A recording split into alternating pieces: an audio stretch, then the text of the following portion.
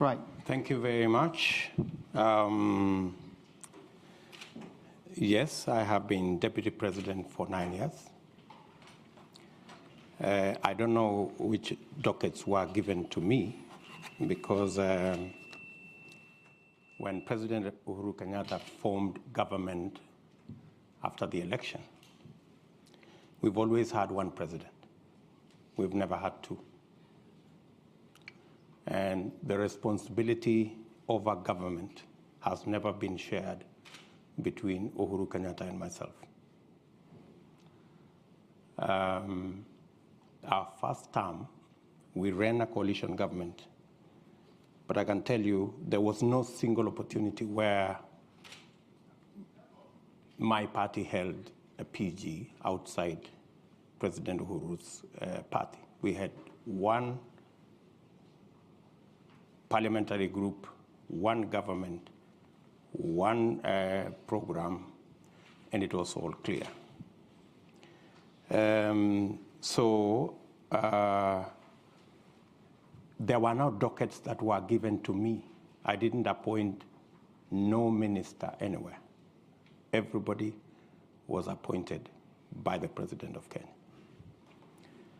And the difference, maybe you could ask, is between our first term and our second term. In our first term, granted, I played my role as deputy president.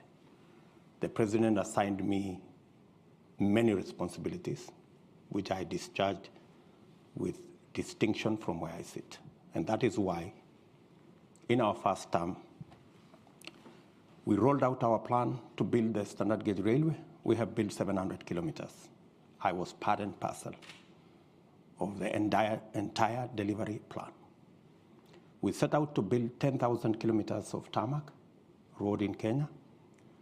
By June this year, in 3 months or so, we will have actually done 11,000 kilometers. I sat long hours with officials in government to design how that was going to happen. Same case to our TVET program. Same case to all the other programs that we delivered on our first term. And to demonstrate our success, we were re-elected in our second term with twice the margin we had been elected in 2013, clearly demonstrating that the people of Kenya were happy with our delivery. Unfortunately, in our second term, because of the political dynamics that came into play, the president told me that he wanted to do things differently. And he didn't want what had become normal in Kenya, that this was Ruto. He wanted a Uhuru. And I had a discussion, a candid discussion with him.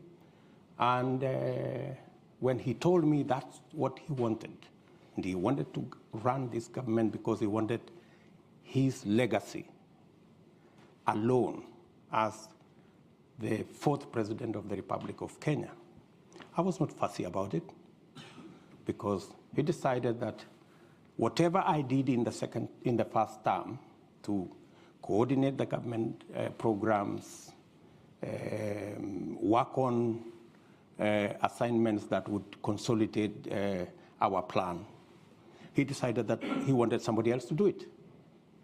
And I didn't complain. So executive order number 1 came into force, establishing a different arrangement in government. And I had no quarrel with it, because that's how the president wanted to deliver on his second term. Unfortunately, the people who the president maybe gave that responsibility failed him, because the whole Big Four plan fell apart. The housing plan never took off. The universal health coverage never took off. The whole space on agricultural transformation faltered. And we didn't see any of that plan. In fact, at some point, it forced the president to change the plan. So we went away from the original plan of Big Four.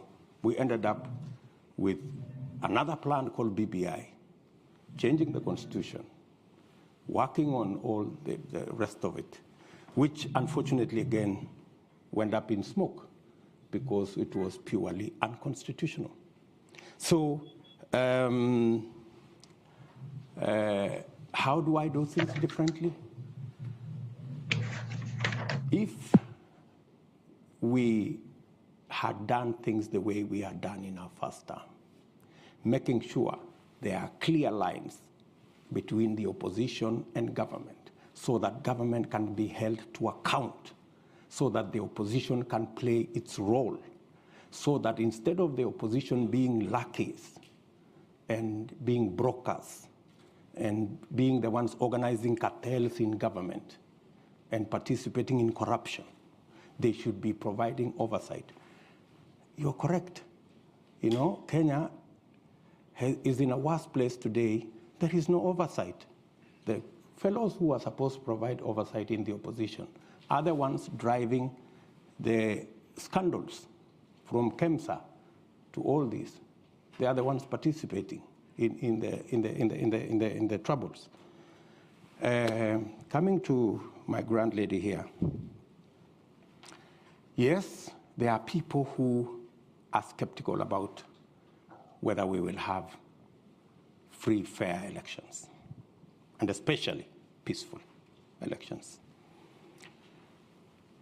The point of elections being violent for the last 3 elections has largely been the refusal by participants of the election to accept the outcome of the election. That has been the point of departure. I can say with a lot of confidence that the last 2 elections did not have tribal anglings. We largely ran 2 formations, one in NASA, one in Jubilee, that largely represented the face of Kenya on both sides. The only challenge that came is when our competitors refused to accept the outcome of the election, organized demonstrations, swore themselves in, did all manner of things, and drove the country into violence. The undertaking I give as a candidate, and I have done it publicly, is that William Ruto will accept the outcome of the election whichever way it goes.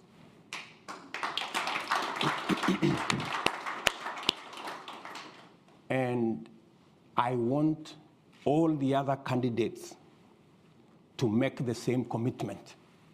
They have not made the same commitment. They are dodgy about whether they will accept the outcome of this election. In fact, many on that side, it's in the public domain, have said they will rig the election, right? Many on that side have said to those who care, even if William Ruto wins this election, Uhuru Kenyatta will not hand over power to him. They've said that in public, right? So what we need is those of us as Kenyan leaders, the Kenyan public, and our friends in the international community to speak to all the candidates so that they can commit in public unequivocally that they will accept the outcome of this election. And I